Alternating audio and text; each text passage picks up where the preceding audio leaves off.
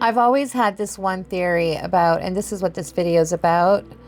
I've always had this one theory about Kaylee and Maddie and how they ended up in the same room, because as you can see, the cutout of the room that I posted, why? That was the vanity area. What happened there? Why did they take a big, huge chunk of the wall out? When they brought out that table was wrapped up. It was wrapped up. It was not one of the pieces that was like brought back to the families. It was not there. So what happened on that table? And how did Kaylee end up in the bedroom is what I've always wondered. But I've always had this one theory, and I'm going to share it with you guys. I know I usually share wording and stuff, and I'll continue to do that because I just prefer to put it out that way, but I will insert myself sometimes. Now this one here for sure, because like it's been a theory of mine since the get-go. As you guys saw, there's a picture of Kaylee's bedroom with the good vibes and her bed. Her bed was clearly still there. So, in her bed still being there, and she had Murphy that night. She definitely had Murphy. He was there, and he was found in the bedroom whenever the cops went. Why he was still there whenever the cops went, I don't know. You would think that maybe Dylan or Bethany would have took him out of the room to comfort him or something. I don't know what happened with Murphy, and I am going to post a video of Murphy, and I've been wanting to do that for a while. Murphy, if he could talk. Anyways, my theory's always been, since Kaylee and Murphy were in the room together, that Maddie was in her room, and for whatever reason, well, Kaylee heard something happening in Maddie's room, and she went in there to check it out, see what was going on, or to help, and she ended up being unalived as well. I feel, in knowing that that wall was cut out, that some struggle happened there between perhaps Kaylee and the unaliver, perhaps Bryan, perhaps not, but I have a feeling Kaylee, something happened there, and then she was thrown on the bed, trapped, like Christy Goncalves said, against the wall, and Maddie. So Maddie was on the edge of the bed, Kaylee was against the wall.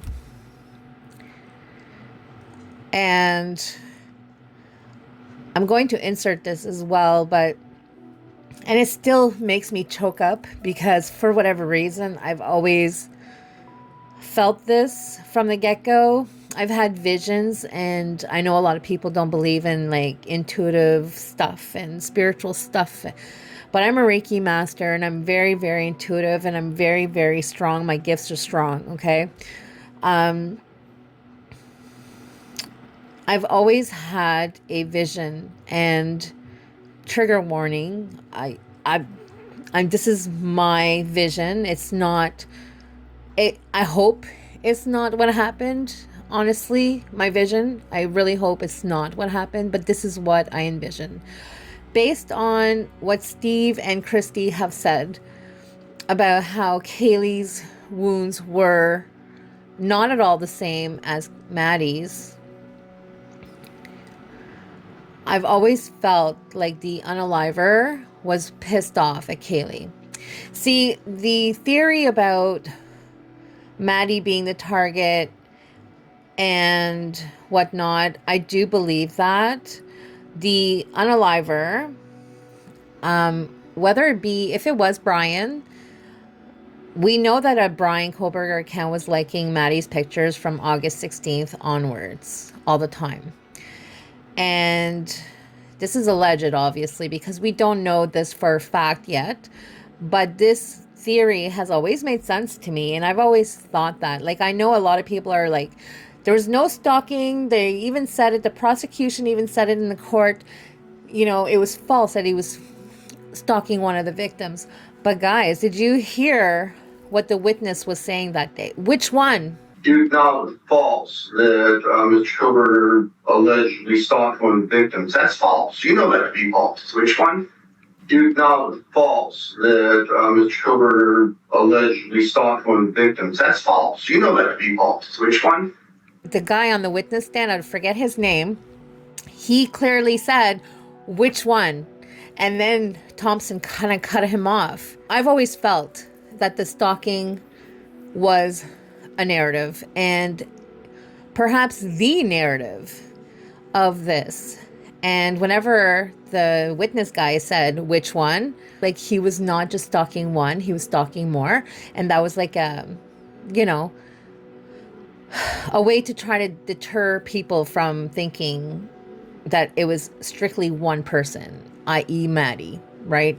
And my vision, going back to my vision, sorry, I kind of geared off, but going back to my vision, in Maddie being the target, and if it was Bryan, okay, let's just say, hypothetically, it was Bryan. Let's just say, if it was Bryan and he was infatuated with Maddie, and if he was the one to say, hello, how are you, in the DMs and never getting a response, probably because it went into general and not primary messages in Instagram. You have your primary and general and whatnot.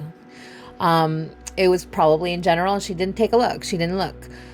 And so he never got a response. But he was pissed. He was pissed. And the fact that they keep mentioning jealousy. Now, it could be anything. It could be Dylan being jealous and about the Range Rover. It could be about, oh God, it could be so many things. But let's just keep it with the whole Bryan Kohberger being infatuated with Maddie thing, theory or narrative. It's possible that he hated Kaylee so much because she was so close to Maddie, and that's why she got the worst of it. My vision is basically of him towering her on the bed, covering her mouth, and right in her ribs, right in her stomach area. I don't know what her wounds are, but this is my vision that I've always had. And I pray I'm wrong on that. I pray, but I don't know. But I just feel that she got the brink of it because he was so angry at her for being so close to Maddie. I've always had this theory. I could be wrong. Don't come at me, because I'm just saying my opinion. But that is if it's Bryan, obviously. That's like the main theory I've always had about that she left her room, leaving Murphy in there. Again, I don't know why Murphy was still in there. Like, honestly, I don't know why. Like, I don't know why nobody went and checked up on him or whatever. I could not. Like, anyways. So, yeah. That's my theory on that. And I know a lot of people are going to disagree. Maybe some are going to agree, or some will be open-minded. Like, I've been truthful from the get-go of this Idaho case. It's possible it's not Bryan. It's possible it is.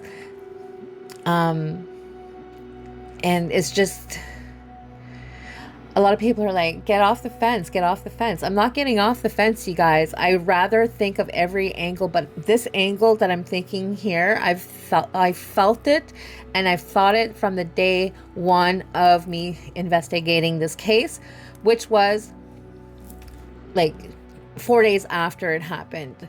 I heard of it, and then I was like drawn to this case. So anyways, that's my video for today, and I hope you guys all have a wonderful day.